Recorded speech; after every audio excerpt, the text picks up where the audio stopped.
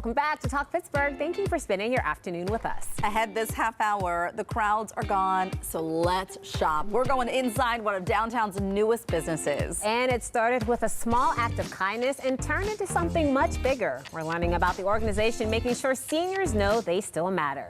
But first, let's get into some good news that has us talking. There's some really cool new life on Pittsburgh's north side, inside a place with a lot of history. The Bohemian just opened inside the Old Garden Theater, a building that dates back to 1915. This is one of the first retail spaces to reopen there after nearly 2 decades of development. The vibe is super fun. Think 1970s lounge with Czech-style beers, cocktails, and even food you can bring in from a local market next door. Oh, looks really cool. And our public transit system is getting some love after the draft. Buses, the T, even those football flyer routes all stepped up in a very big way. People were riding from all over the region, skipping the traffic and actually saying it was one of the easiest ways to get around the city. Park and rides were filling up and the trains were packed. But they kept moving. They certainly did. Well, the draft is over and the city is getting back to normal. Yeah, Pittsburgh made a ton of upgrades to Red Up. So how's cleanup going after the draft? Daisy's Jade, she's got an update from Market Square. Hey everyone, we are here in the middle of Market Square where they have been doing an amazing job at the cleanup after the NFL draft. And to tell us more about it, we have Mike Mitchum here who's with the Pittsburgh Downtown Partnership.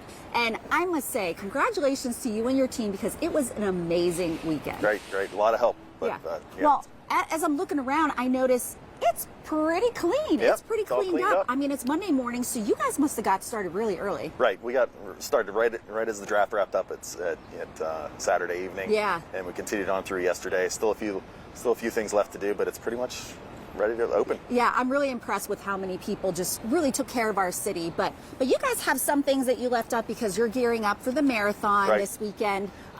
You know, and of course a whole summer full of series of events.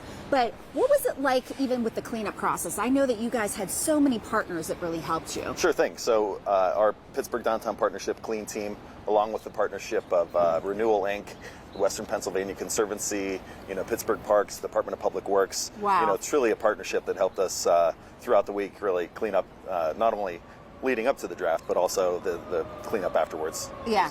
Well, again, Market Square seems to be back to normal, Sure. and a lot of the streets are reopened, right? Reopened. Yep. Yeah. I think the only one is over by Point State Park because they have to do a lot of cleanup over there, Commonwealth Place. But I mean, this is pretty amazing. You guys did an amazing job Yeah, it looks at great. all the cleanup. Yeah, we're excited for an incredible season of events here in downtown. Yeah. So now we just need our neighbors to come down and come help celebrate and reopen Market Square with a happy hour concert next weekend for the marathon. There you go. Well, that's right. Well, again, if you haven't been down here to even see the Market Square, you need to come down because it is brand spanking new and it's beautiful and it's a time to enjoy being here in our beautiful city. We'll send it back to you guys. Oh, really cool. We talk a lot about dreams for the next generation, but some dreams have been waiting a lifetime. There is a local group making sure seniors feel seen, valued, and celebrated one wish at a time. And who better to bring us that story than our friend from the Yins Are Good podcast. Here with us now, we have Tressa Glover and Missy Counahan from the Twilight Wish Foundation. And Tressa, you meet everyone. You know everyone. But how did you and Missy, how did you guys meet up? Okay, you're gonna love this. So last time I was on, I was with Dave Sevick from Computer Reach, and it was at an event after that for Computer Reach. So you met Missy. Where Missy was. And she was volunteering, not to speak for her, but she was there. It was this volunteer event that they had.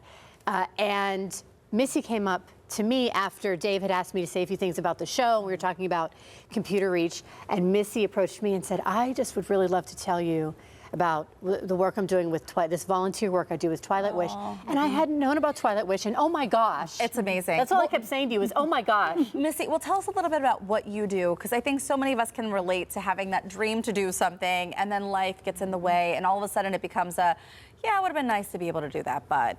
Right. Well, it's just an honor and privilege to be able to make these wishes come true for these seniors. They're so well deserving, and they've given back their whole lives, and this is really our chance to give back to them.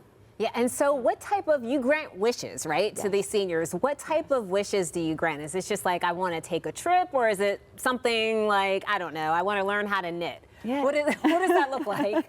It can be anything really that they need or want. We do a lot of simple needs wishes like seat lift chairs or stair glides. Okay.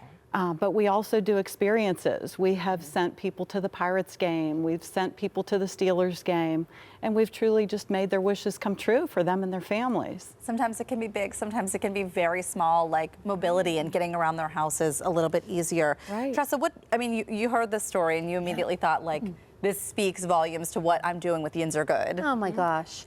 And thinking about it, and it brought to front of mind the older generation, and of course, what are these needs or these things that they would like to do? And I love the experiences angle. That really was to me, especially the more I talked to Missy about with their families. So you're making memories. This is in addition to, of course, the necessities they may have are important, but you're doing it for the whole family. Like yes, it's the wish for the person, a thing that they've always wanted to do, but for the generations that are going to experience that with them, and that's something that lives on. Yeah. Yes. And it's so special. You know what? I think about someone like my mom. She has never been to a Steelers game, as far as I know.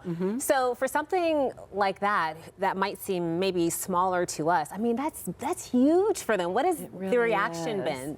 Oh, the reaction is just pure joy. We recently granted a wish where a gentleman wanted to go see ZZ Top.